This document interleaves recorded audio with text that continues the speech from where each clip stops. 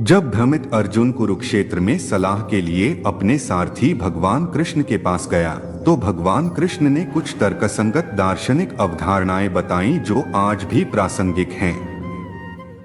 इस वीडियो में भगवान कृष्ण के कुछ भगवद गीता उद्धरणों पर एक नजर डालें जिनका उपयोग आप अपने जीवन को सही रास्ते पर वापस लाने के लिए कर सकते हैं।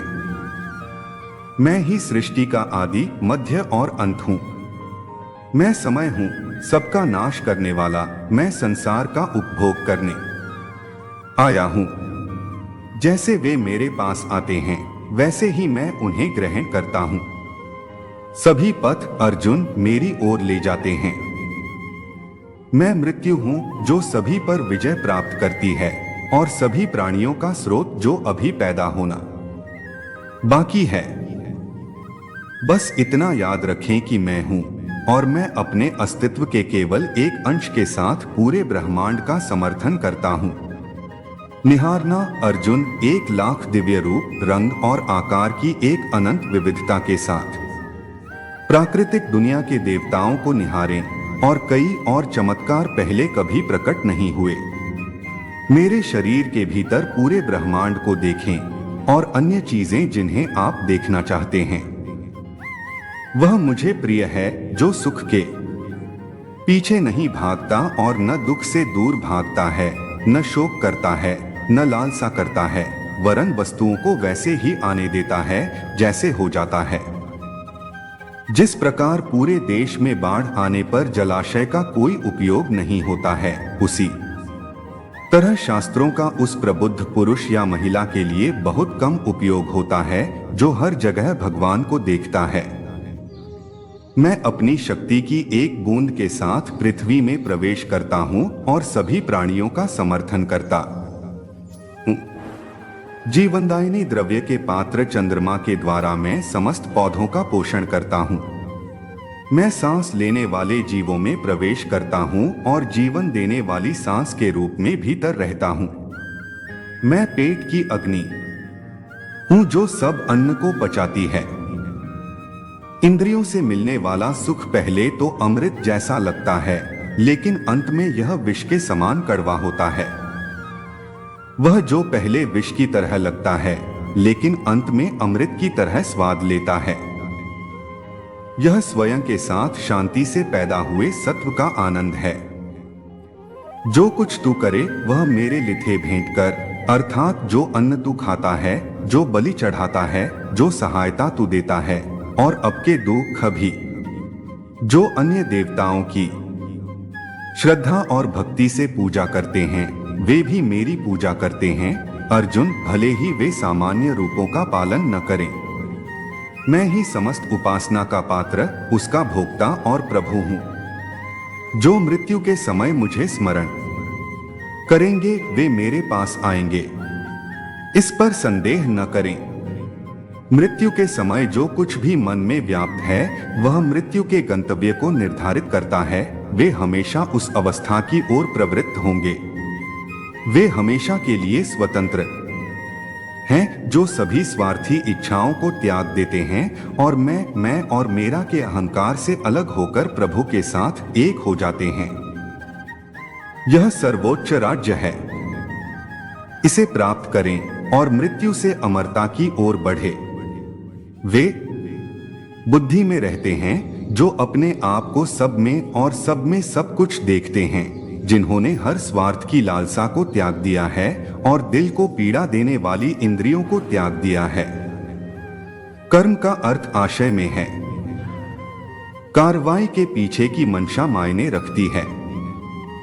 जो लोग केवल कर्म के फल की इच्छा से प्रेरित होते हैं वे दुखी होते हैं, क्योंकि वे जो करते हैं उसके परिणाम के बारे में लगातार चिंतित रहते हैं।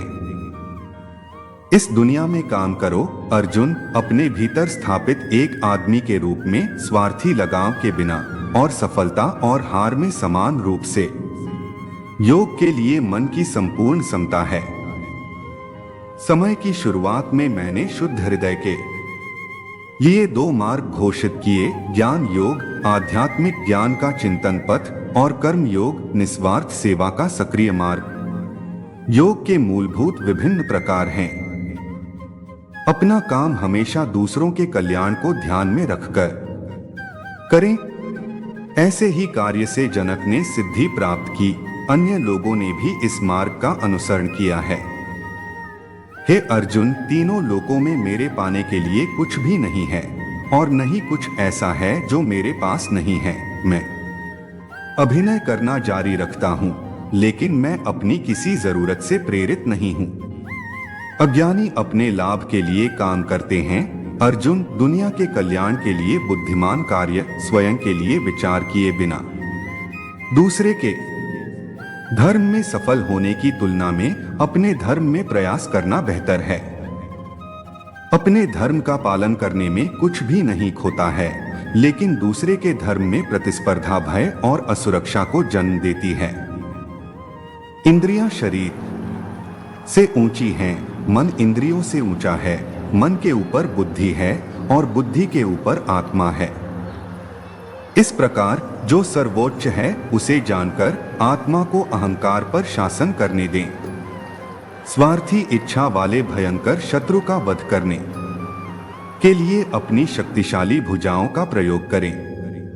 मेरा सच्चा अस्तित्व अजन्मा और परिवर्तनहीन है।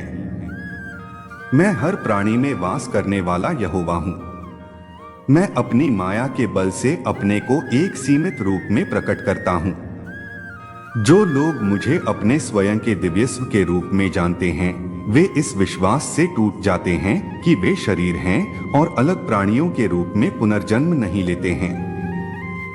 ऐसा अर्जुन मेरे साथ एक है। स्वार्थ, भय और क्रोध से मुक्त होकर मुझसे भरकर मेरे सामने आत्मसमर्पण कर दिया। मेरे अस्तित्व की आग में शुद्ध हो गया। कई मुझ में एकता की स्थिति में पहुंच गए हैं।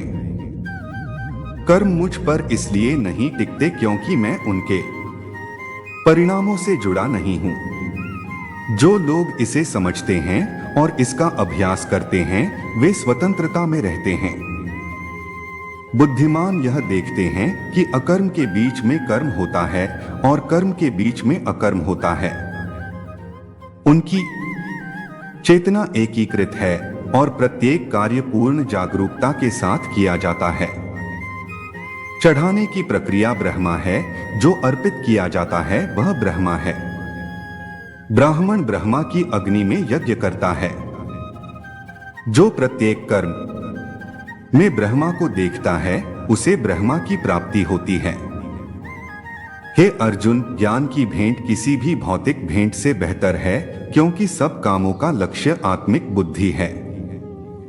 उन लोगों से संपर्क करें जिन्होंने जीवन के उद्देश्य को महसूस किया है और उनसे श्रद्धा और भक्ति के साथ सवाल करें। वे तुम्हें इस ज्ञान में निर्देश देंगे। हे अर्जुन, यदि आप पापियों में सबसे अधिक पापी होते तो भी आप आध्यात्मिक ज्ञान की बेड़ा से सभी पापों को पार कर सकते थे। जो ब्रह्मा के प्रति समर्पण करते हैं, वे सभी स्वार्थी आसक्तियां पानी में साफ और सूखे कमल के पत्ते की तरह हैं। पाप उन्हें छू नहीं सकता। जो लोग अपने सभी कर्मों में आसक्ति को त्याग देते हैं, वे 9 द्वारों के शहर में शरीर के मालिक के रूप में संतुष्ट रहते हैं।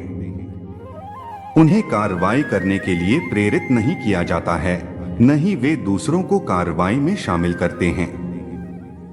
जिनके पास यह ज्ञान है, वे सभी के लिए समान सम्मान रखते हैं। वे एक आध्यात्मिक साधक और एक बहिष्कृत, एक हाथी, एक गाय और एक कुत्ते में एक ही आत्मा देखते हैं। इंद्रियों की दुनिया में कल्पित सुखों की शुरुआत और अंत है और दुख को जन्म देते हैं। अर्जुन, बुद्धिमान उनमें सुख की तलाश नहीं करते, लेकिन जो शरीर में उत्पन्न होने वाले काम और क्रोध के आवेगों को दूर करते हैं, वे पूर्ण हो जाते हैं और आनंद में रहते हैं। वे अपना आनंद, अपना आराम और अपना प्रकाश पूरी तरह से अपने भीतर पाते हैं। भगवान के साथ संयुक्त वे ब्रह्मा में निर्वाण प्राप्त करते हैं। क्रोध और स्वार्थी इच्छा से मुक्त मन में एकाकार, जो योग के मार्ग का अनुसरण करते हैं और स्वयं को महसूस करते हैं वे उस सर्वोच्च स्थिति में हमेशा के लिए स्थापित हो जाते हैं। मुझे समस्त प्राणियों का मित्र, जगत का स्वामी, समस्त यज्ञों का अंत और समस्त आध्यात्मिक विद्याओं को जानकर अनंत शांति को प्राप्त होते हैं। जो लोग ऊर्जा की कमी या कार्रवाई से परहेज करते हैं, वे नहीं हैं जो बिना इनाम की उम्मीद के काम करते हैं, जो ध्यान के लक्ष्य को प्राप्त करते हैं, जो अपने कर्म के फल के प्रति आसक्ति को नहीं छोड़ सकते, वे मार्ग से कोसों दूर हैं। अर्जुन, मैंने आपके साथ इस गहन सत्य को साझा किया है। जो इसे समझते हैं वे ज्ञान प्राप्त करेंगे। उन्होंने वह किया होगा जो किया जाना है। मैं तुम्हें बुद्धि के ये अनमोल वचन देता हूं, उन पर चिंतन करें और फिर जैसा आप चाहें वैसा करें। दोस्तों, इस वीडियो में बस इतना ही। मिलते हैं अगली वीडियो में। जय श्री कृष्णा।